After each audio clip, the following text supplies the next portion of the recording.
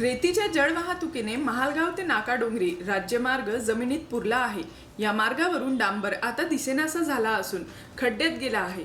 पायदळ चालणे कठीण झाले आहे। बेधडक ओव्हरलोड रेतीचे ट्रक भरधाव वेगाने धावत असून अनाधिकृत रेतीच्या चोरट्या वाहतुकीने नागरिकांचे जीव धोक्यात आले आहे। तसेच नाकाडोंगरी ते महालगाव मार्गाने चालायचे की मरायचे असा एकच सवाल उपस्थित होत असून याच मार्गाच्या दुरुस्तीसाठी भंडारा बालाघाट राष्ट्रीय महामार्गावर रस्ता रोको आंदोलन करण्यात आले आहे।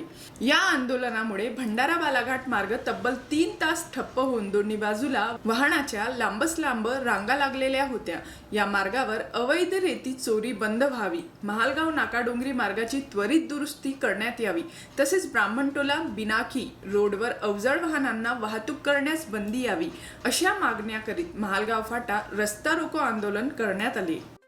चालण्यासाठी त्रासातच आहे, मुलांना वगैरे आणि बाकी लोकांना त्रास होईल।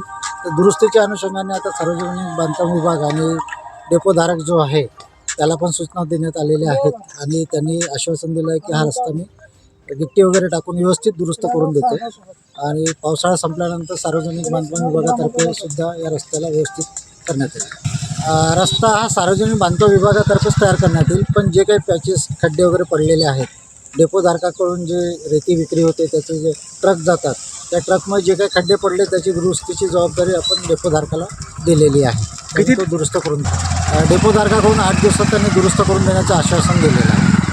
डेपोधारकाकडून आपण लिखित मागितलेलं आहे आणि त्यांना नोटीस पण दिली, त्याची प्रत पण आंदोलनकर्त्यांना दिलेली आहे डेपोधारकाची। तर डेपोधारकाकडून लिखित आलं की आपण पण लिखित देऊ, पण आता हेच आश्वासन देतो की ते करणार आहेत। त्यामुळे सर्व आंदोलनकर्त्यांना विनंती आहे की त्यांनी कृपया रस्ता इथं स्थगित करा।